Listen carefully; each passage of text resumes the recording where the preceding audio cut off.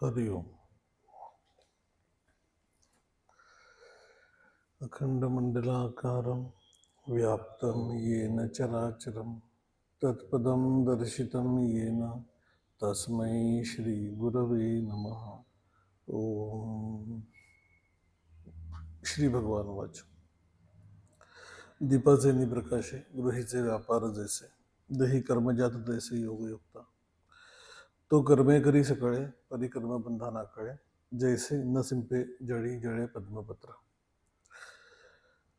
या ओव्यांवर आपण गेली 2 केंद्र अभ्यास करतो आहोत आणि नक्की काय म्हणायचं आहे आणि कुठली अवस्था सांगायची आहे ते आपण बघतो. आतापर्यंत जे बघितलं त्याच्यामध्ये कर्मयोग आणि कर्मसन्यास या 2 बाबींमधला अर्जुनाचा जो समज आहे की कर्मयोग म्हणजे कर्म प्रत्यक्षतः करणं आणि संन्यास म्हणजे कर्मच टाकून देणं. त्याला भगवंतांनी असं सांगितलं की असं काही खरं तर नाहीये. कर्म करणं आणि न करणं याचा संन्यासाशी काही संबंध नसून कर्मामागची कर्तृत्वाची भावना सोडणं ह्याच्याशी कर्मयोगाचा संबंध आहे. आणि तो कर्मयोग हळूहळू कर्मयोगामध्ये ज्याप्रमाणे बाह्य कर्म केली आणि त्याच्यानंतर त्याच्यातला कर्तृत्वाचा भाव सोडून दिला त्याप्रमाणे ध्यानयोग पण करता करता हळूहळू अंतःकरणामध्ये मी तत्वस्वरूप आहे ही धारणा स्थिरावायला जशी लागते तसं तो कर्मयोग हळूहळू कर्मसन्यासामध्ये परावर्तित होतो. आणि हा जो संन्यासाची जी अवस्था आहे ही ज्ञानमय अवस्था आहे. म्हणून कर्मयोग आणि कर्मसन्यास असे 2 वेगवेगळे प्रवास नसून योग करता करताच हळूहळू संन्यास ही ज्ञानमय अवस्था प्राप्त होते. म्हणून ती प्राप्त झालेली व्यक्ती ही आतमध्ये एका बाजूला अंतःकरण हे तत्वस्वरूपाशी संबंधित आहे आणि दुसऱ्या बाजूला कर्म यथायोग्यपणे चाललेली आहेत. अशा प्रकारच्या एका विशेष अवस्थेमध्ये ती असते. 4 लोकांना दिसत असताना ती रेग्युलरच वाटत असते की आपल्यासारखाच तो सगळ्या गोष्टी करतोय. पण आतमध्ये अंतःकरण हे सतत स्वरूपाशी संबंधित झालेलं असतं. किंबहुना ते मॅच्युअर होता होता तो स्वतःच अंतःकरणाने तत्वस्वरूप झालेला असतो आणि प्रकृतीनुसार जी जी कर्म समोर पडत आहेत ती यथायोग्यपणे तो करत असतो. त्याला उदाहरण म्हणजे भगवंतांनी स्वतःच दिलेलं आहे की मी ज्याप्रमाणे मला काही गरज नसताना मी श्रीकृष्ण असं म्हणतात सगळ्यांचा मी ईश्वर आहे, सगळी उत्पत्ती माझ्यापासून झालेली आहे, मला काही मिळवायला पाहिजे असं काही राहिलेलं नाहीये. आणि असं असताना पण मी मात्र नीट कर्म करतो. त्याच्यावरून हे समजून येतं की हा योगी व्यक्ती कशा प्रकारे कर्म करत असेल. आणि मग महाराजांनी त्याच्यावर विवरण करताना तो सगळ्या गोष्टी रुटीन करतो. म्हणजे आहार ते स्वीकारी त्याच्यावे ते परिहरी निद्रेची या अवस्थेने निधीचे सुखे. लोकांना असं वाटतं हा कधी वेळेला दुःखी होतो. ही पुढे ओव्या येतात की लोकांना सुखी दुःखी वाटतो त्या परिस्थितीमध्ये पण आम्हाला मात्र माहिती आहे की हा तत्वस्वरूप आहे असं भगवंत त्याचा ॲश्युरन्स घेतात की तत्वस्वरूप होणे नावाची कल्पना अंतःकरणात असते की आम्ही हळूहळू काही काळाने तत्वस्वरूप होऊन जाऊ ध्यान करता करता. म्हणजे काय होईल अंतःकरणात हे कळून जाईल की या सगळ्यामध्ये मी वावरत जरी असलो तरी याचा माझा काही संबंध नाही, मी तत्वस्वरूप आहे. हे समजण्याचा जो प्रवास आहे त्याच्यासाठी म्हणून मुख्य गोष्ट आहे जी या ओवीच्या आधीच्या ओवीमध्ये महाराज म्हणतात की आता अधिष्ठान संगती. अधिष्ठान माझ्या असण्याचं काय आहे. चाले हे शरीर कोणाची या सत्ते कोण बोलविते हरिवीण. चाले हे शरीर कोणाची या सत्ते असं म्हटल्यानंतर याचा सगळ्याचा बेस काय आहे. मी वागतोय वावरतोय दिवसभरामध्ये सगळ्या गोष्टी करतोय याचा बेस काय आहे. मी आहे हा बेस आहे.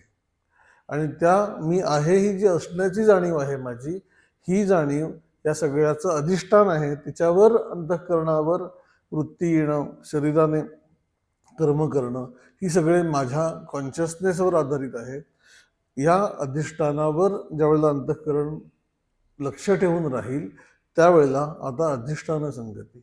आणि मग ती राहिल्यानंतर ज्या ज्या इंद्रियांच्या जशा वृत्ती आहेत त्याप्रमाणे आपुला लिया अर्थी वर्तत आहाती ती सगळी इंद्रिय असं केल्यानंतर ती व्यक्ती आतमध्ये ज्ञानस्वरूपाचं अवधान सतत सांभाळते आहे. सांभाळता सांभाळता आता ते सांभाळायची पण आवश्यकता नाही, ते सहज रीतीने राहिलेलं आहे. त्या व्यक्तीची जी कर्म होतात तिला पुढच्या ओळीमध्ये ज्ञानेश्वर महाराजांनी दीपाचे प्रकाश, दिव्याच्या प्रकाशामध्ये घराचे व्यापार जसे चालतात, देही कर्मजात तैसे योगयुक्त, तसं त्याची कर्म प्रकाशात चाललेल्या व्यवहारांप्रमाणे सहज होत असतात. त्याला एक अर्थ असा घेता येऊ शकतो की दिव्याच्या प्रकाशात जसं आम्ही अडखळत नाही, अंधारामध्ये कुठेही वाटचाल करत असो तर सारखं अडखळत चचपडत साशंकपणे आम्ही चालू, पण जर का नीट उजेड असेल तर धडपडायची काही कारणच नाही.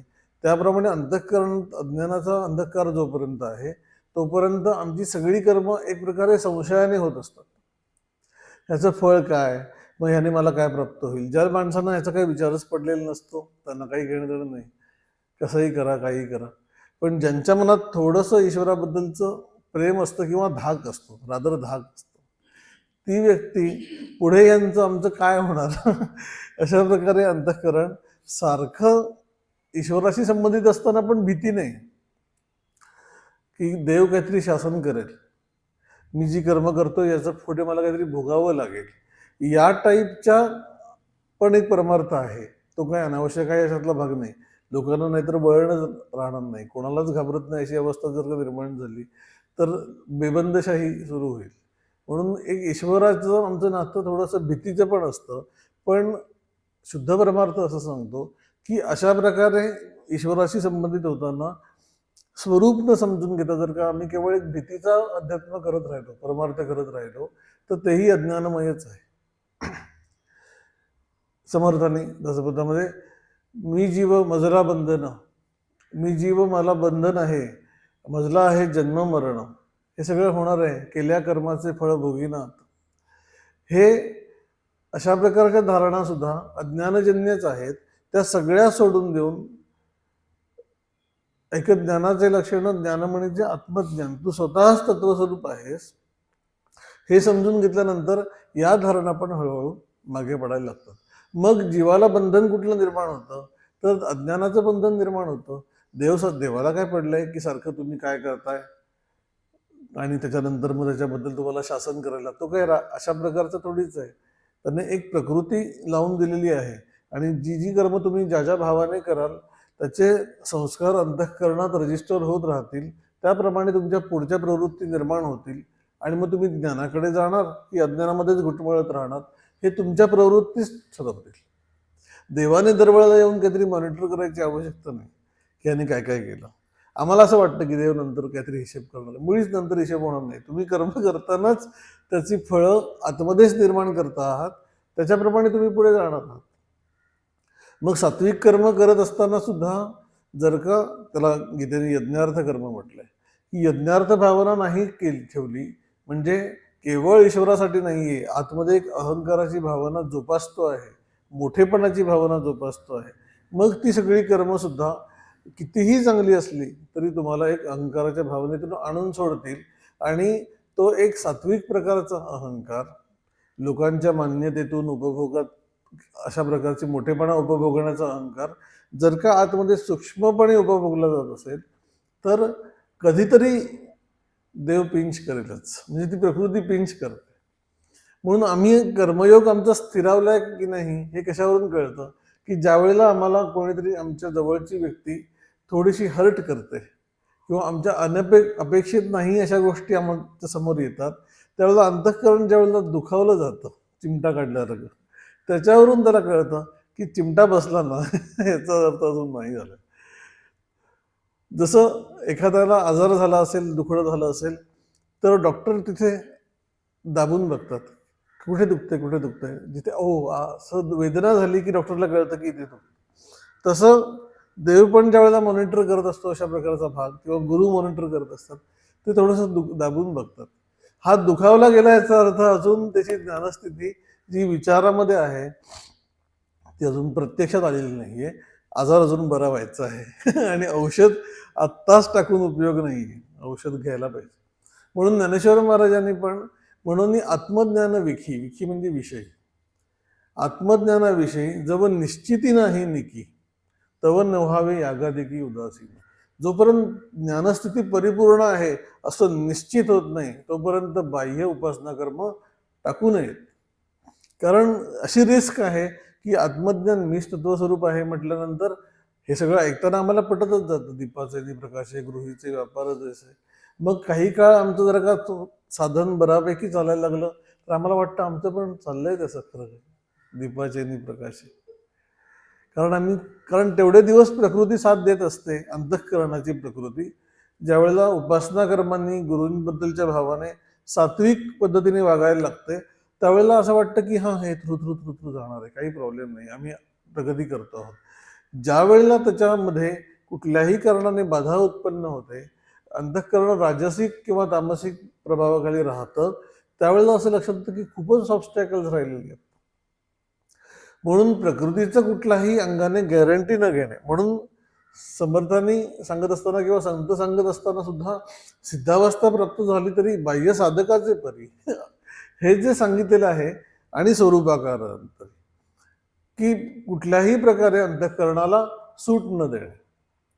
ज्ञानेश्वर महाराजांनी त्याच्यावर वर्णन करताना असं म्हटलंय की एखादा माणूस नावेच्या साह्याने नदी पार करतो आहे आणि ती नदी पार करता करता, मी साधक आहे थोडक्यामध्ये, या तीरापासून त्या तीरापर्यंत जायचं आहे आणि तो पार करता करता आता समोरचा किनारा जवळ दिसायला लागला, म्हणजे ज्ञानस्थिती आवाक्यात आली असं लक्षात यायला लागलं. आता जर का तो आपण आता पोचणारच आहोत म्हणून ते नाव सगळं टाकूनच देईल बोललं तर त्याची नाव अगदी पोचणारच होती, पण ती उपळी झाली तिथेच. नाव थडिये न पवता असं त्यांनी म्हटलं की त्या तीराला न पोचता जवळ आलो या निश्चितीमध्ये जर का तो ते टाकून देईल तर अगदी पोचणार होता पण तो तिथेच बुडून जाईल.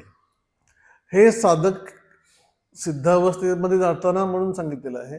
पण आपल्या दृष्टीने आम्ही आत्ताशी वल्ली मारायला सुरुवात केली, आम्ही आत्ताच जर रिलॅक्स राहिलो तर मध्येच गटांगळ्या.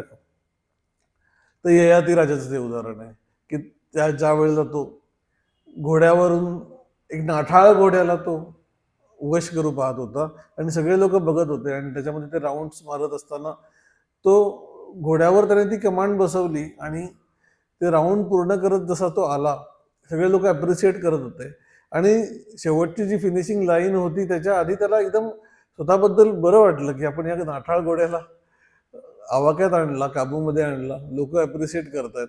आणि ह्या रिलॅक्स मूडमध्ये तो गेल्या त्या घोड्याला लक्षात आलं की आपल्या पाठीवरची मान त्याची ढिली झाली आणि जस्ट पोचायच्या आधी त्यांनी त्या घोड्याने त्याला उडवून दिलं. आता हे तसं खरंच झालं असेल की नाही माहिती नाही, पण उदाहरण म्हणून आम्हाला हे कळतं की खूप अंतःकरणाला काबू ठेवायचा प्रयत्न करता करता आम्ही अशा प्रकारचं रिलॅक्सेशन स्वतःला घेता कामा नये की आम्हाला हे जमलंय. अंतःकरण कधीही तुम्हाला पूर्वसंस्कारानुसार गाळ घालू शकतो. आणि हे पुढे ज्यावेळेला अर्जुन विचारतो आहे म्हणजे दुसऱ्या तिसऱ्या अध्यायामध्ये की अशा प्रकारे काम क्रोध हे वगैरे ह्याच्यामध्ये राहू नये असं आम्हाला वाटतं, कळतं, पण तरी सुद्धा आम्ही त्याच्यामध्ये का बरं जातो. तर त्याच्यावर त्यांनी असं म्हटलंय की हे काम आणि क्रोध हे किती बलशाली आहेत. तर जे लोक सारखे मनाला काबूत ठेवून साधना करतात त्यांना सुद्धा तो कधी कधी हे कासावीस करतात असं त्यांनी ज्ञानेश्वर महाराजांनी म्हटलं की जे यमनियमांचे ताटी, यम आणि नियमांची दरवाजाला कड्या लावून जे मनात सदा मुठी धरून आहात सगळ्या गोष्टी नीट करत आहेत तेही किजती कासावीसी, या इंद्रियांची प्रौढी आहे. तसं असल्यामुळे हळूहळू अंतःकरणाला त्याच्या कलाने घेता घेता मग असं जर म्हटलं आणि हे कधी काबूत येणार नाहीयेत मग काय आपला प्रयत्न करणार, त्यांच्याशी संबंधितच होऊन राहू नकोस. माझ्या अंतःकरणासारखे विकार येतात, येऊ देत, त्याचा स्वभाव आहे. सारखे विचार येतात, येऊ देत, त्याचा स्वभाव आहे. त्यांच्याकडे दुर्लक्ष कर पूर्णतः. आणि तू स्वतःपाशी राहायला लागलास की त्यांना जो पुरवठा मिळतोय अवधानाचा, अंतःकरणाची ही प्रवृत्ती आहे. जसं एखाद्या मुलाला पण सारखं अटेन्शन सिकिंग असतं, ते लहान मूल पण त्याला चार चौघांमध्ये असताना सारखं त्याच्याकडे बघितलं की मग त्याला बरं वाटतं आणि मग आईबाप जर का दुसरीकडेच लक्ष देत राहतील आणि ते त्याच्याकडे लक्ष नाही देणार, ते काहीतरी असं करतं की सारखं त्याच्याकडे लक्ष जाईल. मग भांडी आपटून दाखवेल, काहीतरी करून दाखवेल, वेड्यासारखं वागून दाखवेल. मग तो काय करतो याच्याकडे पाहुण्यांचं लक्ष जातं. तसं अंतःकरण पण ज्या प्रकारच्या वृत्तींना आम्ही अवधान देऊ त्या प्रकारच्या वृत्ती वाढवत जातं. म्हणून आम्ही जर का विकारांची वृत्ती उठते, मग आता याचं काय करायचं म्हणून सारखं त्याच्याकडे बघत बसलो, तीच वृत्ती फुगावत जाईल. बेलसरे महाराजांनी त्यांच्या एकूण अध्यात्माच्या त्यांच्या साधनेच्या काही अनुभवांबद्दल बोललेत की ते अनेक गोष्टींचा अभ्यास करत असत, मानसशास्त्राचा अभ्यास करत असत. तसं करत असताना त्यांनी मानसशास्त्राचा अभ्यास करत असताना त्यांच्या अभ्यासामध्ये एक विकृत कामशास्त्राचा भाग यायला लागला आणि तो अभ्यासाचा विचार म्हणून ते करायला लागले. आणि ते करत असताना त्यांनी असं म्हटलं की ते वाचता वाचता माझ्या असं लक्षात आलं की माझ्या अंतःकरणाला याच्यामध्ये रस निर्माण व्हायला लागला. खरं तर सगळं ते अभ्यास म्हणून करत होते, एक शास्त्र म्हणून, पण अंतःकरण त्याच्यामध्ये ओढ घ्यायला लागलंय हे लक्षात आल्यावर त्यांनी ते थांबवलं. नाही मग हे सगळं शास्त्रच आहे, आम्ही अभ्यास केला पाहिजे, आम्हाला कळायला नको का? अध्यात्म साधायचं असेल तर ह्या गोष्टींपासून सांभाळून राहायला पाहिजे. कारण आम्ही कितीही सुसंस्कृत आहोत वगैरे म्हटलं तरी ते बाह्य लेप आहेत. अंतःकरणामध्ये विकृती मूळ कुठल्याही प्रकारे धरू शकते आणि ती पुढे नेऊन अध्यात्माचा संपूर्ण प्रवास नष्ट करू शकते. म्हणून कुठलंही गोंडस नाव न देता आमच्या जे काही अंतःकरणाला ज्या अनावश्यक ओढी आहेत त्या ओढींच्या बाबतीत आम्ही सावध असले पाहिजे. साधके असावे सर्वदा सावध, यत्ने काम करूदा आवरा. प्रयत्नपूर्वक ते करायला पाहिजे, पण प्रयत्न म्हणजे तरी काय करणार? सारखं कुठे काम करून आवरत बसणार? लक्ष देऊ नको त्यांच्याकडे. एकच अभ्यास करत राहणे. 6 मी तत्वस्वरूप आहे. स्व वर लक्ष केंद्रित करून राहणे, नाम घेणे, म्हणजे ज्या ज्या आमच्या ईश्वराभिमुख प्रवृत्ती आहेत त्यांना अवधानाच्या साह्याने वाढवत नेणे. आणि जेवढा मी ते वाढवू तेवढं असं लक्षात येईल की अंतःकरणातल्या या विकार किंवा बहिर्मुख होत राहणं अंतःकरणाचं कमी होईल, प्रपोर्शनेट. असं ज्याला पूर्णतेने साधलेलं आहे तो ज्यावेळेला व्यवहार करतो दीपाचे प्रकाश, आणि त्याच्यामध्ये कुठल्याही प्रकारचे अंधकार अंतःकरणात उरलेलं नाही. हा एक अर्थ म्हणून आपण बघतो आहोत की अंतःकरण सदोदित ईश्वराभिमुख राहिल्यामुळे ते आता सात्विक होऊन गेलं. आता कुठल्याही प्रकारच्या अंतःकरणामध्ये मळ अंतःकरणाचा प्रकाश पुढे पुढे येत नाही. अंतःकरण सतत ईश्वराभिमुख राहिल्यामुळे त्या सात्विक अंतःकरणाच्या प्रकाशामध्ये सगळी इंद्रिय आता कर्म करत आहेत. त्याला ज्ञानेश्वर महाराजांनी असं उदाहरण दिलंय की जसे पूर्व दिशेच्या राऊळी, पूर्व दिशेच्या मंदिरामध्ये उदया येताची सूर्य दिवाळी. पूर्व दिशेला सूर्य उगवल्यानंतर पूर्व दिशेला दिवाळी साजरी होते, प्रकाशाची दिवाळी. पण येरा दिशा दियेची काळी, काळीमा नाही. पूर्वेकडून सूर्योदय होतो म्हणून पश्चिमेला आता अंधार राहिला असं होत नाही. सगळ्याच दिशेंना प्रकाश पसरतो. त्याप्रमाणे अंतःकरणात ज्यावेळेला ज्ञानसूर्याचा उदय होतो त्यावेळेला केवळ अंतःकरण प्रकाशित होतं असं नाही, सर्व इंद्रिय, सर्व भाव त्या ज्ञानसूर्याच्या प्रकाशात प्रकाशित होऊन जातात. आणि मग जो जो ते कर्म करतो ते त्या प्रकाशातच सात्विक कर्म होत असतं, ईश्वराभिमुख कर्म होत असतं. त्याला त्यांनी असं म्हटलं की ज्यावेळेला सत्वगुण अंतःकरणात उदित होतो त्यावेळेला कसं होतं, सर्वेंद्रियांच्या अंगणी विवेक करी राबणी. सगळ्या इंद्रियांच्या अंगणामध्ये विवेक नोकरासारखा असतो. विवेक करी राबणी. साचची करचरणी होती डोळे. करचरण याचा अर्थ आमची प्रवृत्ती, हात पाय म्हणजे काय, आमच्या प्रवृत्ती. त्यांना डोळे प्राप्त होतात म्हणजे ज्ञान प्राप्त होतं की काय करावं काय करू नये. त्यांना सारखं सांगावं लागत नाही. नाईकणे ते कानाची वाळी, जी गोष्टी ऐकू नयेत ते आता कानाला सांगावं लागत नाही की आता हे ऐकू नको. कानच म्हणतो की नको मला हे. सकाळी उठल्यावर सिनेमाची गाणी लावल्यानंतर त्यालाच नको वाटतं. कोणीतरी लावलं तरी तो काहीतरी खिडक्या बंद करून घेतो. नाही करणे ते कानाची वाळी, न पाहणे ते दिठीची गाडी. आवडतंय म्हणून कुठला तरी सिनेमा टीव्हीवर लावून पूर्वी आम्ही बघितला होता, आता बघावं असं वाटत नाही. ना पाहणे ते दिठीची गाडी, अवाच्य ते टाळी जिभची गा. वेडवाकडं बोलू नये, कोणाबद्दल तरी वाईट बोलू नये, वाईट विचार करू नये. असं आता सांगावं लागत नाही, मनच त्याचं करत नाही. अशा प्रकारे ज्याच्या इंद्रियांना वळण लागून गेलंय सत्वगुण, हे कशामुळे झालं? ईश्वराभिमुख अंतःकरण ठेवता ठेवता झालं.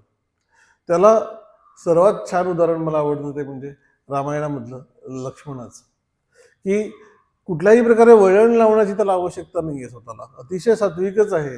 रामाबद्दल एवढं प्रेम आहे की इंद्रिय निग्रह ही त्याची प्रवृत्ती आहे. म्हणून 14 वर्ष वनवासात जात असताना रामाबरोबर सीता गेली, पण लक्ष्मण हा एकटाच गेला. आणि त्याच्यासाठी म्हणून त्याने आपल्या पत्नीची परवानगी विचारत नाही बसला की जाऊ का, कारण जाऊ का म्हटल्यानंतर जनरली नाहीच उत्तर येत. तुला रामकृष्णांनी असं म्हटलं की एका ठिकाणी त्यांना जायचं होतं, तर शारदा मातांना विचारण्याची, मी त्यांना विचारलं शारदा मातांना की अमुक अमुक ठिकाणी भक्ताने बोलावलं आहे, तर जाऊ की नको, जाऊ का? तर त्यांनी, शारदा मातांनी पण, रामकृष्णांची एकूण शारीरिक तब्येत ही होती, थोडीशी नाजूक होती, म्हणून नको म्हटलं, जायलाच पाहिजे का वगैरे असं विचारल्यानंतर रामकृष्णांनी असं म्हटलं, मग एकदा विचारल्यावर खोडा घातल्यानंतर मग ते जाणच राहिलं. आणि मग मी विचार केला, म्हणाले, मी तर सर्वसंग परित्यागी माणूस, तरीही माझी जर का अशी अवस्था आहे, तर सामान्य संसारी लोकांचं काय असतं?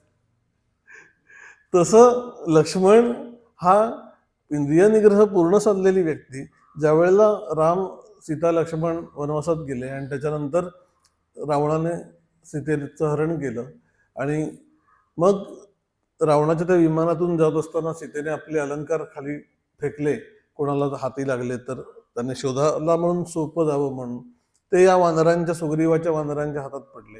हे पुढे राम लक्ष्मण शोधत घेता घेता घेता सुग्रीवापर्यंत जेव्हा आले आणि अशा प्रकारचं इन्सिडेन्स त्यांना सांगितलं, त्यावेळेला सुग्रीव म्हणाला की असं असं आमच्या सैनिकांना दागिने मिळाले होते, एक स्त्री विमानातून चालली होती, तर ते कदाचित हीच असू शकेल, म्हणून ते दागिने आणले.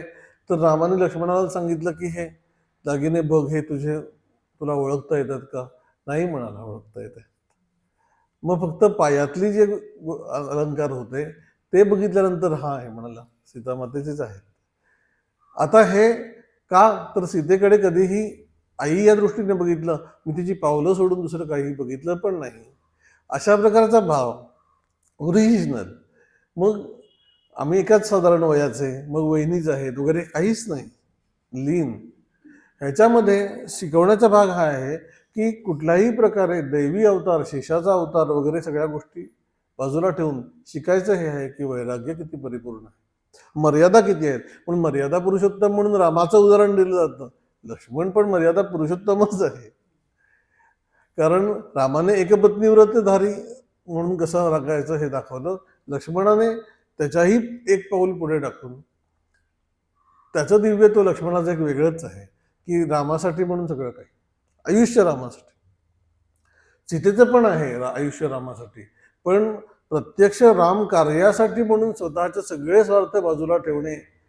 कारण खरं बघायला गेलं तर रामानंतर दुसरा जर गादीचा अधिकारी असेल तर तो लक्ष्मण होता, तसं बघायला गेलं तर. म्हणजे त्याने जर का कॉन्फ्लिक्ट करायचंच ठरवलं असतं आजच्या राजकारण्यांसारखं, तर खरा क्लेम त्याचा होता. भरत त्याला तो सहज बाजूला करू शकला असता पराक्रमाच्या जोरावर. पण रामाला पण तो सांगतोय की दशरथ राजा हा म्हातारा चढ लागलेला आहे, आत टाकू त्याला, आपण तुला बसवतो. असं इतका जो सामर्थ्यशाली आहे, तो लहानपणापासून रामाची सावलीसारखा वावरतो आहे. रामाकडे जितकं अस्त्रांचं, शस्त्रांचं एक सामर्थ्य आहे, तितकंच लक्ष्मणाकडे आहे. दोघांना शिकवलेली आहेत सगळ्या महर्षींनी अस्त्र, सगळ्या गोष्टी क्षमता बाजूला ठेवून राम म्हणेल रामासाठी म्हणून. अशा प्रकारचं अतिशय विवेकपूर्ण अंतःकरण, आणि त्याच्यातून सगळी कर्म घडत आहेत. दीपाचे प्रकाश, प्रकाशामध्ये कर्म चाललेली आहेत. त्या कर्मांना कुठल्याही प्रकारची संदिग्धता नाही. त्या कर्माचा आउटपुट म्हणून आम्हाला काय पाहिजे, तर अमुक अमुक उपभोग पाहिजेत, मान्यता पाहिजेत, ऐश्वर्य पाहिजे. ईश्वराच्या प्रसादाने सगळ्या धारणा निघून गेलेल्या आहेत. ईश्वरासाठी म्हणून कर्म, आणि मग ईश्वर प्राप्तीनंतर कशासाठी कर्म? ईश्वराची सेवा म्हणून कर्म. चराचरात बसलेल्या ईश्वराची सेवा म्हणून माझ्या इंद्रियांकडून काम होत आहे. अशा प्रकारच्या भावात असणं दीपाचे प्रकाशे, गृहीचे व्यापार. तशा प्रकारची कर्म घडतायत की त्या कर्मांचं फळ म्हणून अहंकार निर्माण होत नाहीये, कर्माचं फळ म्हणून आसक्ती निर्माण होत नाहीये. कर्माचं फळ हेच अंतःकरणात निर्माण होत आहे की भक्ती वाढते आहे, ज्ञान वाढत आहे अंतःकरणातलं सामान्य कर्म करत असताना. याच्यासाठी जे जागरूक राहणं आहे याच्यामध्ये केवळ आध्यात्मिक कर्म करणं हे अपेक्षित नसून जी व्यावहारिक कर्म करणं चाललेलं आहे त्याच्यामध्ये पण व्यवहार अंतःकरणाचा सुटून गेला आहे, म्हणजे व्यवहार प्रवृत्ती सुटून गेली आहे. कर्म व्यवहाराच्या अंगाने योग्यच होणार, तशीच होणार. आध्यात्मिक कर्म किंवा व्यावहारिक कर्म आणि आध्यात्मिक व्यक्ती करते म्हणून मग काय कसंही करा किंवा त्याच्यामधून काहीच आम्हाला मिळालं नाही तरी चालेल अशा प्रकारचा भाबडेभाव नाहीच आहे. जे कर्म ज्या अप्रोप्रिएटली व्हायला पाहिजे तसंच होतंय, पण त्याच्या मागचा जो व्यवहाराचा तगादा आहे अंतःकरणाचा तो त्याचा पूर्ण विड्रॉ झालेला आहे. त्यामुळे काही वेळेला अशी व्यक्ती अव्यवहारी वाटू शकते, कारण त्याला काही घेणंच नाहीये, हे करायचं नाहीये, कुठल्याही प्रकारचा मोठेपणा नको आहे. स्वामी विवेकानंद ज्या वेळेला अमेरिकेमध्ये प्रचार करत होते अतिशय प्रसिद्ध होऊन गेले आणि त्याच्यानंतर त्यांनी सांगितलेले विचार त्यांची प्रवचनं तिथली लोक लिहून घेत असत लक्षात राहावी म्हणून, आणि काही लोकांनी त्याच्यानंतर त्यांचे विचार स्वतःचे म्हणून पुस्तकं छापायला सुरुवात केली आणि स्वतःच्या नावाने प्रसिद्धी निर्माण करायला सुरुवात केली. हे ज्यावेळेला स्वामींना सांगितलं की हे त्याचं काहीतरी कॉपीराईटचं बघायला पाहिजे आता तुमचं म्हणून, तर ते म्हणाले की होईनात का प्रसिद्ध. त्यांच्या निमित्ताने जर का जे मला सांगायचे ते विचार जात असतील माझं काम झालं असं कोण म्हणतं. एक साधी छोटीशी कधी नव्हे ती आम्ही 4 ओळींची कविता लिहिली तरी खाली नाव लिहिल्याशिवाय आम्हाला हे होत नाही. स्वामी स्वरूपानंद एवढे अभंग 156 लिहिल्यानंतर खाली मी लिहिले हा उल्लेख नव्हता. डायरेक्टली ते अभंग लिहून राय परांजपेंचे वडील, मी ज्यांनी चरित्र लिहिले त्यांचे वडील, त्यांना पाठवले की हे नाही, त्यांना राय परांजपेंनाच पाठवले, त्यांना पाठवले की हे अभंग कसे आहेत ते बघा. खाली नाव नाही काही नाही स्वतःचं. त्यांनी त्याच्यावर रिस्पॉन्स म्हणून एक काव्य करून दिलं की कविनामाविण काव्य गमे उणे केली मिठाविणे पाक सिद्धी. की तुम्हाला जरी प्रसिद्धीची इच्छा नसली तरी कोण सांगतंय ह्याला खूप महत्व आहे त्याच्या आयुष्याला, म्हणून स्वतःच्या नामनिर्देश खाली करा. मग त्या अभंगांना त्यांनी एक एक चरण जोडून स्वामी म्हणे हा एक अनेक्षर लावलं थोडक्यात. पण मुळात त्याचं स्फुरणच नव्हतं, इच्छा पण नव्हती. अंतःकरणाचा भाव व्यक्त करणे सोडून देणे, त्याचं पुढे काय होतंय ते निसर्गदत्त महाराजांचं स्वामींनी एक उदाहरण कोट केलं होतं, ते मला खूपच ॲप्रिशिएट झालं की एक व्यक्ती थोडीशी नास्तिक म्हणावी किंवा थोडीशी अतिबुद्धिवादी म्हणावी अशा एक स्त्री साधिका त्यांच्याकडे आल्या आणि त्याच्यानंतर त्या नुसत्या महाराजांकडे बघत बसल्या होत्या आणि महाराज त्यांना म्हणले की तुम्हाला काही प्रश्न असेल तर विचारा. तर त्या म्हटल्या मग म्हणजे याचा अर्थ मी प्रश्न विचारणार, तुम्ही उत्तर देणार काहीतरी चांगलं, आणि मग तुमचे बरोबरचे साधक लोक तुम्हाला ॲप्रिशिएट करणार, याच्यासाठी तुम्ही म्हणताय का प्रश्न विचारा. तर त्याच्यावर ते म्हणाले की ढग ज्या वेळेला पाऊस पडतो त्यावेळेला तो पाऊस पडून गेल्यानंतर खाली पीक किंवा रोपं उगवली काय हे बघायला तो थांबत नाही. तसं आहे अशा प्रकारचं, म्हणजे ती ज्ञानावस्थेचं सहज प्रकटीकरण. त्याला ज्ञानेश्वर महाराजांनी अवष्टंभहीन असे शब्द वापरले की श्रुती स्वभावता बोले. श्रुती म्हणजे वेद. ज्ञान सांगणं हा वेदांचा स्वभाव आहे. आता ज्ञान सांगतो हा असं म्हणून वेद ज्ञान नाही सांगत, ते ज्ञानस्वरूपच आहेत. त्यामुळे ते जे जे काही म्हणत आहेत ते सगळं ज्ञानच आहे. श्रुती स्वभावता बोले गंगा काजेविण चाले. आता सगळ्यांना पवित्र करत चालायचंय, मग आता जायला पाहिजे असं नाहीये गंगेचं, ती आहेच आणि कुठल्याही कामाविना ती वाहते आहे. हवं तर जा आणि पवित्र होऊन या.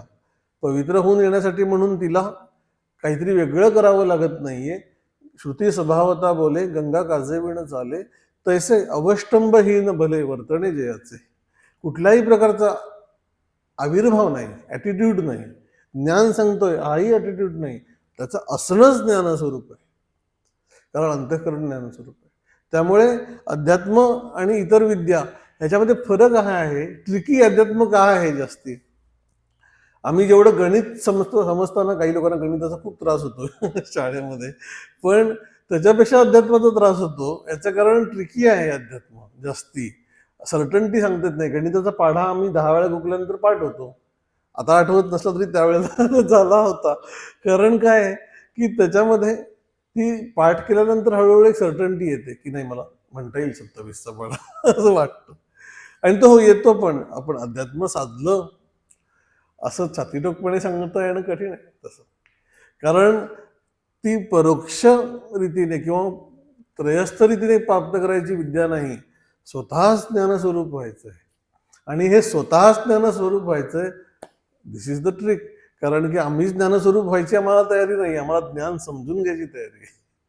आम्हाला ज्ञान अनुभवायची आमची तयारी आहे. ज्ञानस्वरूप व्हायचंय, प्रॉब्लेम आहे. येणे मार्गे मार्गे जया ठाया जाईजे, तो गावो आपणची होईचे, असं ज्ञानेश्वर महाराजांनी म्हटलं. की ह्या मार्गाने चालता चालता जिथे मुक्कामाचं ठिकाण म्हणतोयस ना, तूच व्हायचंयस ते मुक्कामाचं ठिकाण. आणि मग तिथे आमची प्रकृती आड येते. आम्हाला अनेक गोष्टी आवडत असतात, करायच्या असतात. ह्या सगळ्या गोष्टी सोडणार की काय? मग त्यापेक्षा आम्ही थोडंसं ध्यान करू आणि नंतर व्यवहारात उतरू, असं जे वाटतं.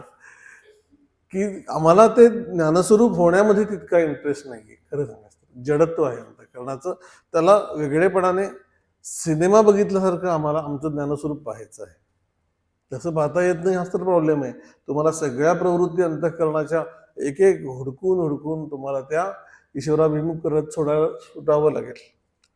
आणि ही नीड निर्माण होईल की अंतःकरणामध्ये उठणारी प्रत्येक ईश्वराभिमुख वृत्ती ईश्वर सन्मुख करावी लागेल, सरेंडर करावं लागेल कम्प्लीट. आणि ते complete surrender is not a fancy thing. खूप तुम्हाला जास्त अंतःकरण हे मॉनिटरिंग खाली ठेवावं लागेल आणि तितकी आम्हाला सवय नाही.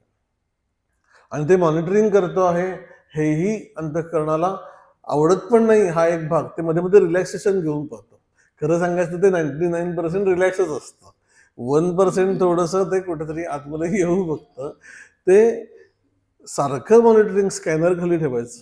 म्हणून स्वामी स्वरूपानंदांचं हे विशेष हेच वाटतं, किंवा सगळ्याच संतांचं आहे, पण स्वामींनी ते व्यक्त केलंय की सतत स्वरूपानुसंधान. त्यांनी असं म्हटलं की मी अशी अभ्यास करतो आहे की जागृती आणि स्वप्न हे दोन्हीमध्येही स्वरूपानुसंधान राहावं.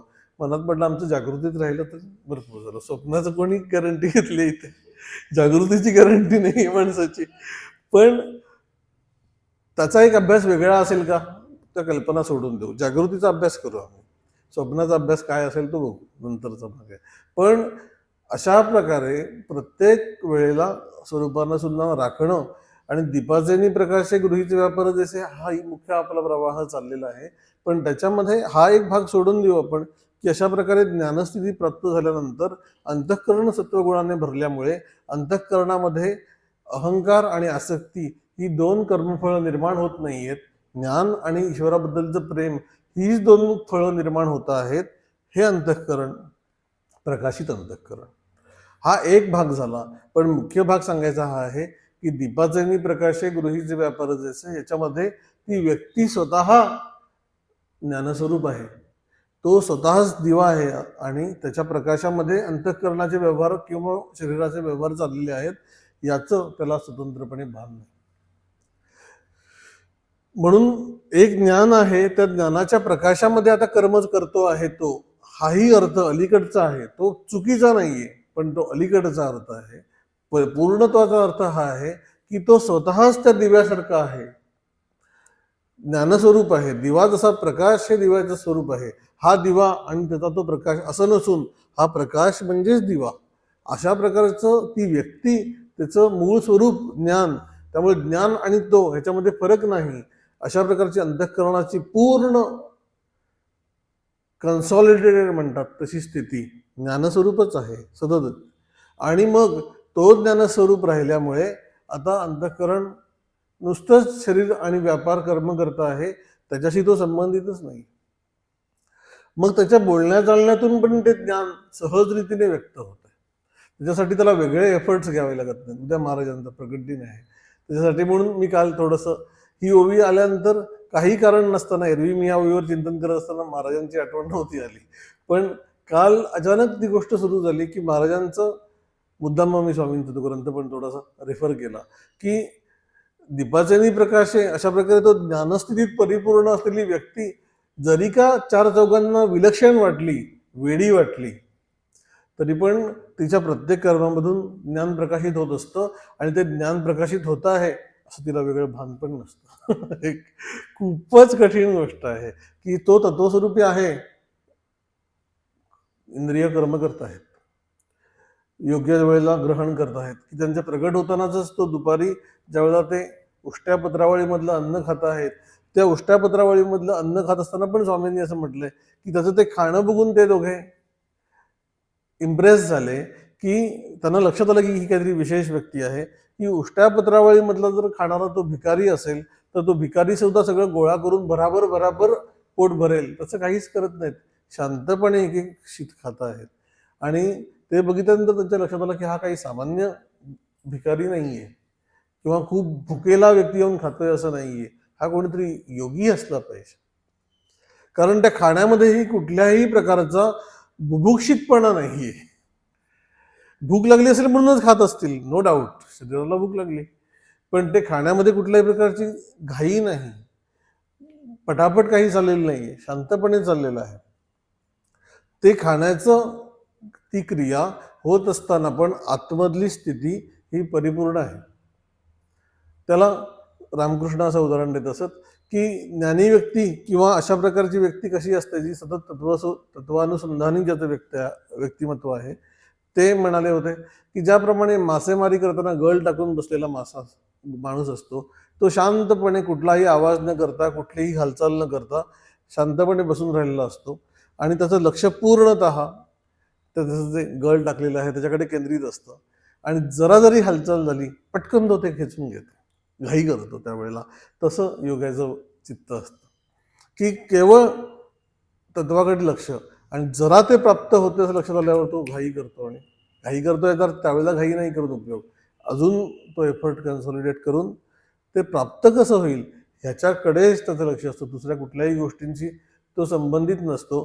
तसं ज्ञानस्वरूप जी व्यक्ती आहे ती व्यक्ती बाह्य शरीरामधल्या उपभोगांशी संबंधित नसते, आसक्तीशी संबंधित नसते, आणि असं नाही होत आपण ह्याचंही त्याला स्वतंत्रपणे भान नसतं. ते ज्ञानस्वरूपी केवळ असते आणि त्या केवळ असण्यामधून त्याच्या एकूण वर्तनामधून लोकांना शिकवण मिळत असते. त्याच्यासाठीही तो स्वतंत्र मुद्दाम प्रयत्न करत नाही की आता माझ्या वागण्यामधून लोकांना हा बोध द्यायचा आहे, असं काहीही नसतं, ती केवळ असते.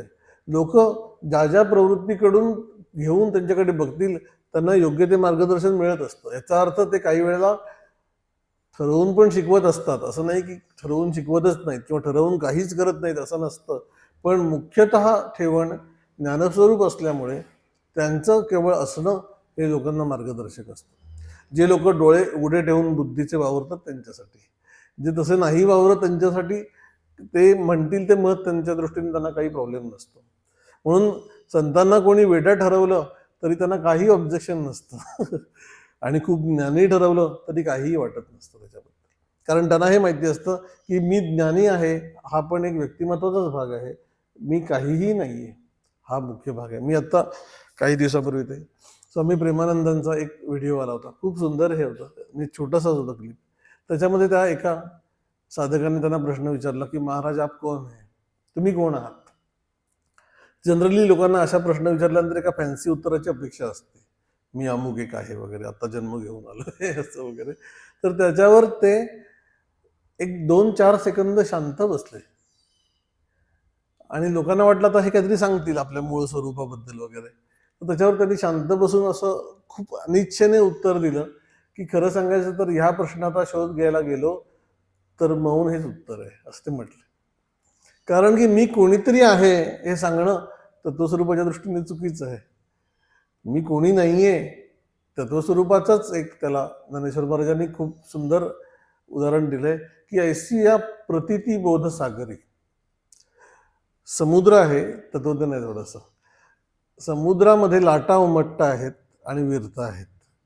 आता खरं तर काय आहे तर पाणीच आहे, पाणीच तरंग रूपाने उमटतं आहे, लोप पावत आहे.